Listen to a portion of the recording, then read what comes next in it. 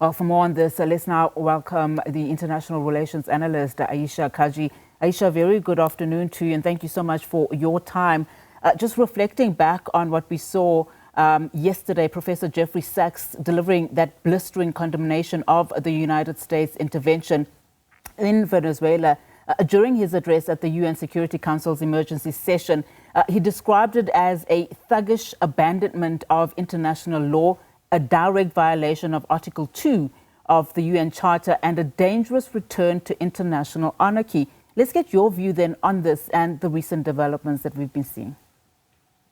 Well, I fully endorse Professor Sachs's view and the view of the Venezuelan representative to the UN, who called Saturday's operation an illegitimate armed attack lacking any legal justification, and who also said that the kidnapping of the country's president is of particular seriousness. It's actually bizarre. It's totally illegal, and it contravenes every principle of just war, every principle that the United Nations has subscribed to since World War II, and it risks really dismantling the rules-based order of the post-World War II international or global compact, quite frankly. We have seen, as earlier on your show, some political parties in South Africa accusing our current government of hypocrisy. Well, I would say there's a great deal of hypocrisy going on in the global north right now, with most European countries and certainly the EU also being very soft pedaling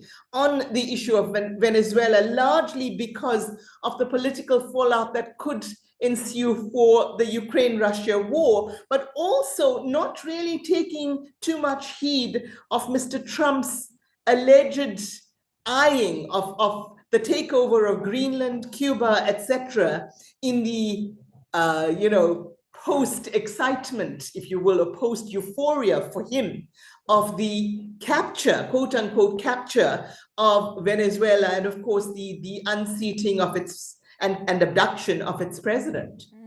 And when we look at, for instance, the UN Security Council and what it may pose or not, I mean, can allegations of crimes against humanity or electoral fraud ever justify unilateral military action under international law? And if not, what are the consequences? Really, this can't be justified. If those were the charges, they should have been brought immediately post the last elections in Venezuela, and they should have been taken within the international rules-based order, i.e. with referral to the United Nations and its Security Council and its structures such as the International Court of Justice and the International Criminal Court, not unilaterally by one organization, really seeking quite openly and greedily to access Venezuela's oil reserves, which are currently the largest oil reserves in the world, over 3 billion barrels as an estimate, so larger than the oil reserves of Saudi Arabia or those of Iran. And Mr. Trump has made no bones about this. It's been quite open, and it's naked greed. We have seen, as Sophie mentioned on your show earlier, that the precedent for this was the takeover of Gaza and the projected control not only of Gaza's oil reserves, but also control of an alternative to the Suez Canal through the much vaunted Ben Gurion Canal that Israel has been touting for a long time now. That is really behind, or at least partly behind, Israel's annexation of Gaza and the ongoing genocide there. So the silence, the deafening silence from the global north, the governments of the global north on Gaza really opened the path for Mr. Trump to now literally colonize, pseudo-colonize, annex Venezuela.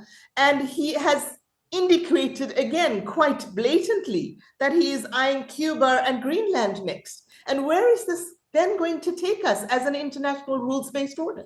And just talking about, where to next, I mean, this is causing so much anxiety too. I mean, just looking at, again, what Jeffrey Sachs said. He said the issue before the council yesterday was not about the character of the government of Venezuela, even though a lot of people do confirm, of course, that the treatment of Venezuelans for many, many years needs to change. I mean, the issue, he said, is whether any member state, by force, coercion, or economic strangulation, has the right to determine Venezuela's political future or exercise control over its affairs. Now, just going back to what you've just said about Trump eyeing other countries, I mean, his comments to reporters recently on Air Force One raised the possibility of further U.S. military interventions, whether it be Latin America or elsewhere, suggesting even Colombia and Mexico could also face military action. I mean, what risks then does this pose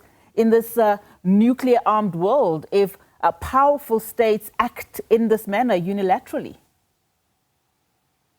Well, certainly we should all be very, very concerned at the very least. I think that we should be pushing, all of us around the globe, no matter what our political affiliations or who we side with in this current affair in Venezuela, or on the Gaza-Israel affair, or on the Russia-Ukraine affair. We should be asking very, very clear questions as to whether this does signal the dismantling of an international rules-based order and a return to some kind of global anarchy, as Professor Sachs postulated. And if that is so, how concerned we should be that any of us, any country, anywhere in the world, any sovereign territory, anywhere in the world, could conceivably be next. That's the one issue. And if we agree that this was an illegal action, what then can the world do to push back? What can individual countries do? What can Venezuelans do to push back? And if any other country were to come under similar attack, what could we do?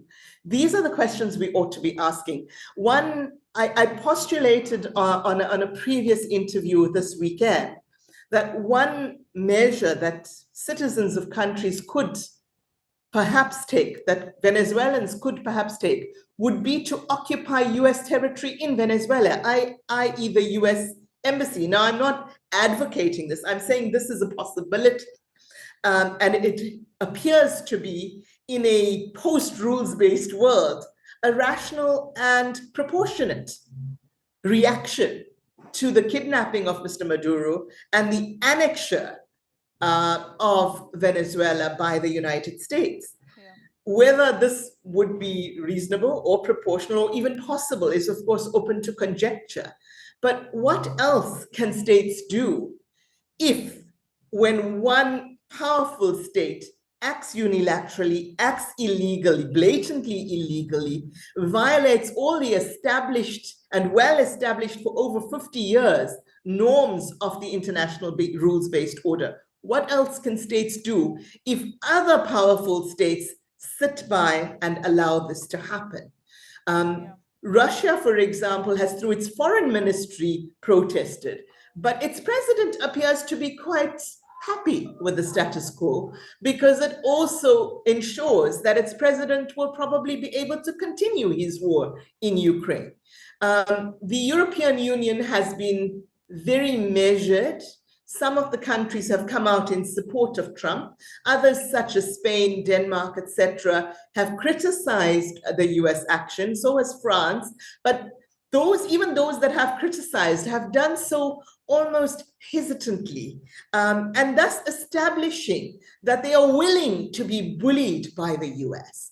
And if they establish this as a norm now, will they then continue to be willing to be bullied by the US if the US goes after Cuba, Colombia, Mexico, or even, dare I say it, Denmark, which is currently under the protection, Greenland, which is currently under the protection of Denmark, and a NATO ally, as it were. Yeah. So what happens then? Yeah, Ayesha, I mean, you're asking a very valid questions. We could talk all day, but unfortunately we have run out of time. I would imagine, though, that we will continue to have these engagements. Thank you so much for that, international relations analyst Ayesha Kajee, with her views as we continue to get reaction on the situation in Venezuela.